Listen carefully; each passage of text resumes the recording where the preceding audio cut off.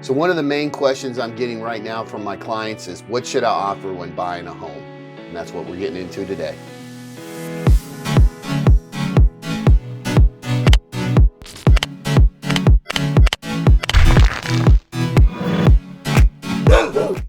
Hi, my friends, it's Lee Brickey with the Brickey team, and welcome to another edition of Real Estate Tips and Tours. If this is the first time you've been to my site, please don't forget to slap that subscribe button, ring that notification bell so you don't miss any of our videos. We put up a new video every Friday, and then on Tuesday, we have our Tuesday Real Estate Tips for South Florida, which is just update of the market to make sure that you know what's happening in the South Florida market on a weekly basis. So today we're talking about the number one question I get when I meet with a client is, how much should we put an offer in on the house we're buying? So I'm going to tell you how we handled it and our process of handling it, and in that process give you some examples so that you get a feel for the difference in the type of house you would be buying, because one size doesn't fit all, especially in the South Florida market right now, as fast as it's moving and the different markets that exist. So the first thing is when I send a listing out to one of my clients that may fit their criteria, if they say, hey, we really like this, my first thought is this property overpriced? Is it underpriced? Or is it, basically what it would appraise for? So that's the first question. Then if I feel like, we're kind of in the ballpark, we set it up for showing. And then once we go to the showing, client decides they like the home. The next step would be, I'd like to reach out to the listing agent. Now, here lately, that's been kind of an issue because a lot of these listing agents won't answer the phone. If that's the case, if they're really in love with the home, maybe we'll throw an offer in on it and see if we can get it accepted.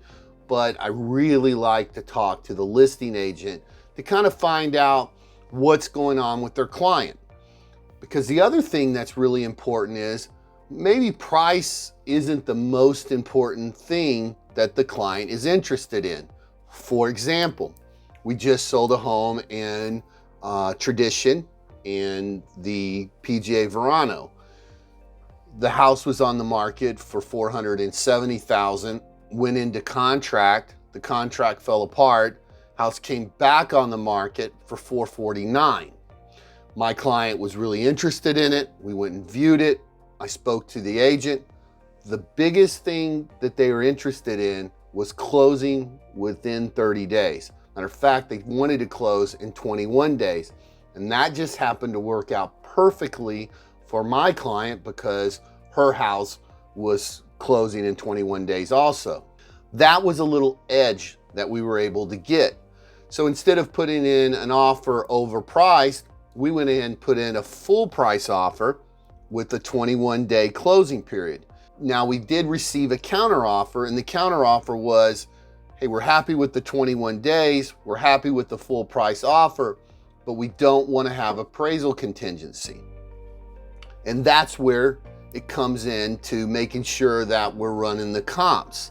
After running the comps, I felt very comfortable that the house would appraise. As a matter of fact, I felt that it was a little maybe undervalued.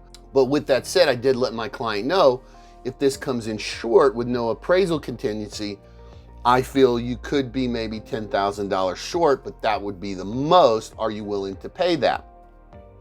Because there's always a risk with an appraisal when it comes down to having an appraiser go out, because you just never know what's on their mind. And sometimes we get an appraiser that's not in the area because they're so backed up right now and they don't know the market, and they could bring in a lower appraisal than we thought. So we always want to be prepared for that. But my opinion was that the property would appraise for more. So she was okay with it. We went along with the deal. The appraisal came in. The house was at $449,000. Appraisal came in at $480,000. We're super happy. So that deal worked out perfect for her. The flip side of that was, this house was only 6 months old and they hadn't made 6 payments on it. And because they hadn't made 6 payments on it, we weren't able to do an appraisal waiver. Now that would have caused us not to have to do an appraisal because she qualified for appraisal waiver because she was putting down 20% and she has really good credit. But because the sellers hadn't made at least 6 payments, she was forced to do an appraisal because the lender won't take an appraisal waiver unless 6 months of payments have been made on that home. Think about what I'm just telling you now. So PGA Verano, 6-month-old home, went for $130,000 more than it cost brand new. With that said, those people waited a year to get in that house. So homes were selling around them in the neighborhood, and so the value of the homes had exceeded what Coulter is selling brand new homes for. So quick little side note here, I have a lot of clients that look at what people bought the home for and then what they're buying it for, and they're like, oh, well, they bought this home for $100,000, $200,000 less a couple of years ago. That doesn't matter today. The market is what the market is willing to pay. And there's very little inventory on the market. So it's really important to understand that the prices that you're seeing in different communities are directly tied to how fast that community is growing. PGA Verano is a very, very hot community. People want to live there, so they're willing to pay to live there. Now that might be different than another community in tradition, and I can tell you that it is.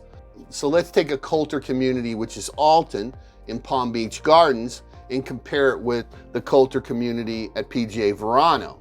So the same home in Palm Beach Gardens is selling for about $900,000 brand new.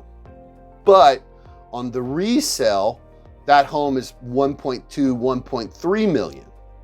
Now, people are like, well, gosh, I'm paying $200,000, $300,000 more. Yes, you are, but it's the same situation. Alton is a very, very desirable community because of the way it's laid out. So is PGA Verano. Coulter on both of those neighborhoods have over 100 people on their list, and the wait time is over a year. So it's causing the resale market to move faster than the new home prices are. So let's say you're in the scattered lots of Port St. Lucie and you're looking at a home for say $400,000 and there's multiple offers on the house. How do you deal with that? So what we do there is a couple of different things. So the first thing we would do is look at the comps and see what a comparable home sold for 30 days ago, just like we did in a PGA Verano or an Alton. And then I can talk to the real estate agent and see how many offers they're getting before we put our offer in. And that's going to gauge us on, what we need to do. Do we need to come in at full price, or do we need to come in a little above list price so we can win that bid? So how would we figure out what we're going to do to come in above list price? Because let's say we have multiple offers. Well, first thing is we're going to ask, what are the conditions? Do they want to move fast? Do they want to move out slow? How much, what's the seller looking for other than just price? And that's something that we're going to add to our contract. Then the next thing we're going to do is I'm going to look at, okay, here's a comparable home 30 days ago, and then here's a comparable home 60 days ago. And then compare the difference in price in the home that sold 60 days ago to the home that sold 30 days ago. So maybe that's 2%. Well, now we know that if we're looking at a $400,000 home and the market on that home has moved 2% in the last 30 days, so that means we can feel confident putting them offer in 2% more than what the appraisal should be. So the home's on the market for $400,000. We feel like the appraisal will be $400,000. So we see that the market has moved over the last 60 days, 2%, which would be $8,000. So we can feel comfortable putting in an offer of $408,000 or $410,000 because we know that equity is going to be coming back very, very quickly. And also the home may even appraise because of homes comparable to that closing before we close. But the worst case scenario would be that the client would be paying an additional $8,000 to $10,000 over the appraisal. Or we could do an appraisal gap. Here's the thing I don't think anyone wants to do. I think that you need to be careful about getting rid of contingencies because you could get hurt. And then also be careful about just throwing, willy-nilly numbers out there. Let's say you wanted the house, it's $400,000, and you're like, hey, you know what, let's offer $420,000. If you do that, you need to make sure that you have enough money to cover that if the house doesn't appraise. Now, if you can get an appraisal contingency, which is the third thing that we look at, is that we're going to ask for an appraisal contingency. If you can get an appraisal contingency, then it doesn't matter how much you offer on the house, because whatever the appraisal is going to be, if you're contingent on the appraisal contingency or you're contingent on financing, then you can renegotiate the time when the appraisal comes in. But right now, sellers are very aware of contingencies, and many sellers do not want appraisal contingencies locked onto their home. Now, we did have a little breathing room 2 or 3 weeks ago, and we were able to get some homes under contract just for the asking price with appraisal contingencies attached to it. But now that the market has tightened up again, it's making it much harder. So we're also seeing price drops in the market. And when we see a price drop, that's a telltale sign that's a good house to go put an offer in on. Because what has happened is the seller has put the house so high that they're not getting bites on it. So they've had to reduce the price so that they can get some showings and some action on it and some legitimate offers.